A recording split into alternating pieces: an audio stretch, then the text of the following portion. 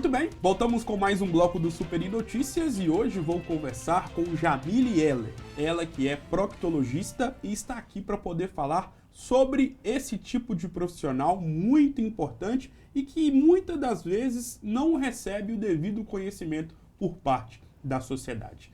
Jamile Heller, muito obrigado, doutora, por ter aceitado o convite. É uma honra ter você aqui. Seja muito bem-vinda. Boa tarde. Boa tarde, Gustavo. Muito obrigada pelo convite. É uma honra poder estar aqui compartilhando essas informações. Jamile, para a gente poder começar nosso bate-papo, doutor, eu queria saber de você sobre quais são as doenças, quais são os problemas de saúde que uma pessoa precisa ter, né? Claro que ela não quer ter, mas que acaba acontecendo nas suas vidas e que ela tem que recorrer a um profissional, a um proctologista.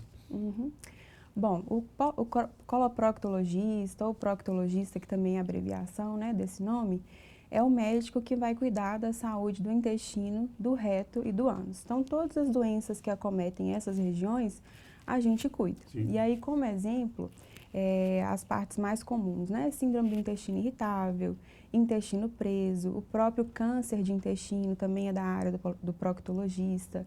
E aí as doenças mais comuns e que os pacientes têm mais vergonha de ir, né? Então, hemorroida, fístula, cisto pilomitidal, que as pessoas que têm são pessoas que sofrem muito e evitam de procurar. Então, tentar lembrar aqui mais. São várias, São né? várias. E o importante consegue. que a senhora acabou de abordar, e eu queria ressaltar isso com você, doutora, é que muitos desses casos, a gente estava até conversando aqui antes da gente poder começar, por serem regiões onde serão analisadas de uma forma, onde acaba gerando um certo constrangimento por parte dos homens e também das mulheres, muitas pessoas acabam tendo mais problemas e acabam tendo esses problemas mais agravados por demorarem, por ter vergonha. E isso não pode acontecer, né? Não. Tem um tabu muito grande, né? Um preconceito muito grande da sociedade quando envolve avaliar essa área, principalmente homem. Mulher já é mais acostumada, que a gente desde novinha, a mãe já leva no ginecologista, já é acostumada a ter ali a intimidade questionada ou perguntada pelo médico. Já o homem, e até mesmo a mulher numa região muito íntima, sente muita vergonha, mas por puro tabu, porque o profissional, ele está ali o dia inteiro, ele vê aquelas doenças o dia inteiro, ele vê aquela situação o dia inteiro, é o trabalho dele, é o que ele escolheu para fazer, então ninguém vai estar ali na posição de te julgar, ou reparar em algo, ou te questionar por alguma ação que você fez ou deixou de fazer.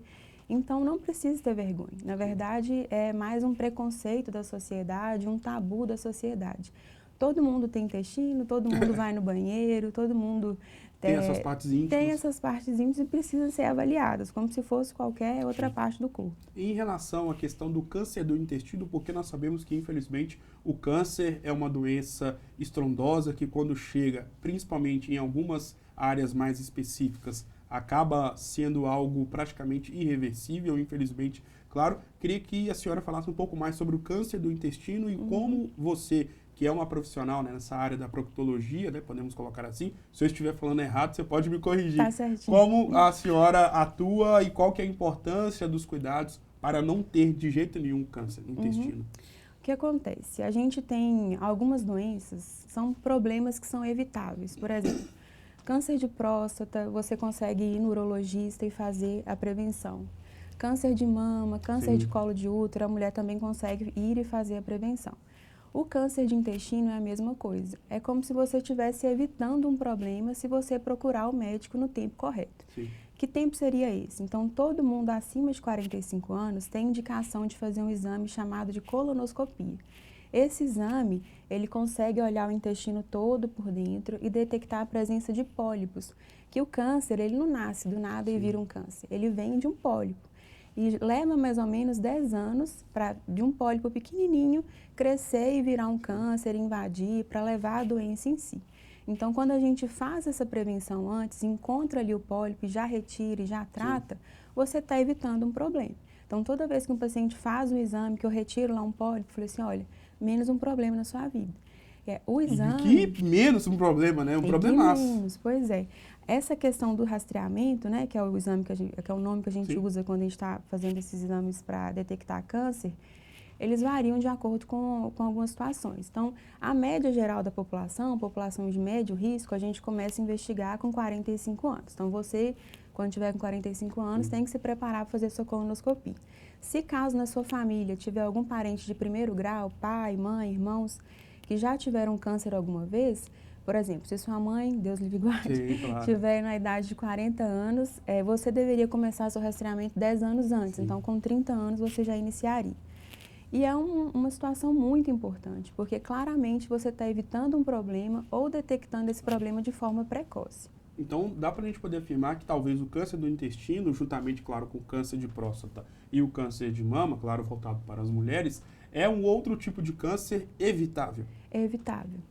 Que se todo mundo tivesse acesso, assim, o rastreamento do câncer de mama, do colo de útero e da próstata é um rastreamento mais barato. Sim. Então, é o toque retal, é a coleta do preventivo, é a mamografia. No caso do câncer de intestino, a gente ainda tem essa disparidade pela questão econômica, porque pelo SUS é difícil ter acesso à população inteira à colonoscopia. E aí fica mais voltado àquelas pessoas que já têm o conhecimento do exame e que também têm o dinheiro para poder investir ou arcar.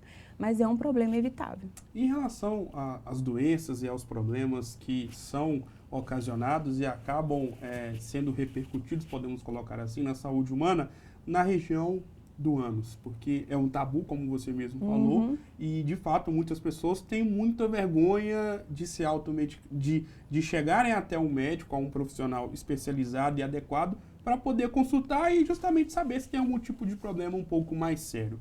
Quais são as principais doenças ou problemas que são ocasionados e recorrentes na região do ânus?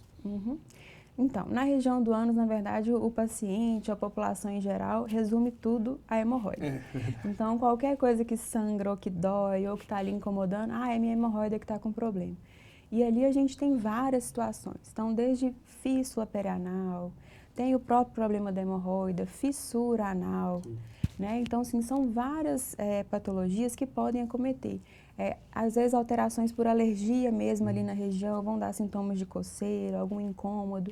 E a pessoa tem muita vergonha. Então, acaba o que acontece muito. Como o paciente acha que tudo é hemorroida, sangrou é hemorroida, acaba indo na farmácia ou pedindo ali a indicação para algum amigo que já teve algum problema, de alguma pomada, e acaba passando, às vezes, aquele tratamento que ele está usando não é indicado, acaba atrapalhando, que a maioria desses produtos tem corticoide na fórmula, e o uso crônico vai acabar acarretando outro problema na região.